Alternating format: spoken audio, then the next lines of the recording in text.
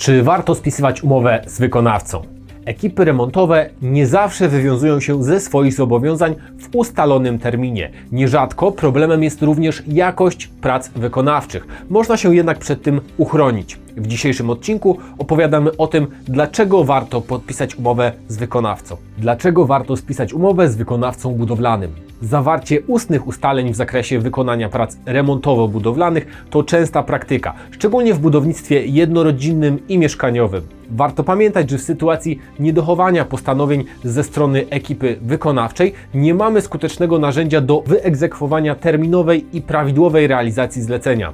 Właśnie dlatego warto spisać umowę z wykonawcą budowlanym przed przystąpieniem do prac i zapłatą zaliczki lub zadatku na poczet zakupu potrzebnych narzędzi oraz materiałów. Jakie elementy powinna zawierać umowa budowlana? Pisemne określenie zakresu zlecenia i potwierdzenie go zarówno przez klienta, jak i firmę wykonawczą zabezpiecza obie strony w przypadku niewywiązania się z postanowień umownych. Jakie elementy powinna zawierać umowa budowlana? Datę, miejsce zawarcia oraz dane teleadresowe obu stron wraz z ich imionami, nazwiskami i nazwami prowadzonych działalności, czyli adres siedziby, numer REGON i NIP. W przypadku współpracy ze spółkami prawa handlowego należy pamiętać o weryfikacji osób uprawnionych do reprezentacji i zawarciu numeru wpisu do KRS i sądu rejestrowego.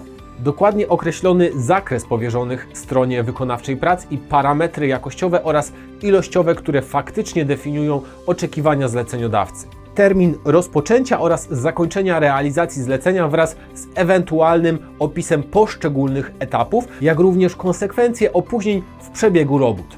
Niezbędne będzie również zawarcie szczegółowych informacji na temat możliwości wypowiedzenia umowy przez każdą ze stron na piśmie pod rygorem nieważności. Informacje o wynagrodzeniu i formie jego przekazania, a także możliwych zaliczkach i zadatkach na zakup materiałów niezbędnych do przeprowadzenia budowy lub remontu. Określenie roli i udziału ewentualnych osób trzecich, np. fakt zatrudnienia inspektora nadzoru inwestorskiego albo zasady współpracy z innymi wykonawcami. Prawidłowo sporządzona umowa z wykonawcą budowlanym może również zawierać szczegółowe informacje na temat określonych z góry dostawców materiałów. Umowa z wykonawcą – skuteczne zabezpieczenie Twojej budowy. Niezależnie czy planujesz wykończenie mieszkania w stanie deweloperskim, budowę domu jednorodzinnego czy remont kuchni i łazienki, ważne jest prawne zabezpieczenie realizacji robót. Umowa z wykonawcą budowlanym stanowi skuteczną ochronę dla Twojej budowy. Określa zakres prac i wymagania jakościowe co do ich efektów, jak również termin ich zakończenia, warunki wypowiedzenia czy konsekwencje opóźnień.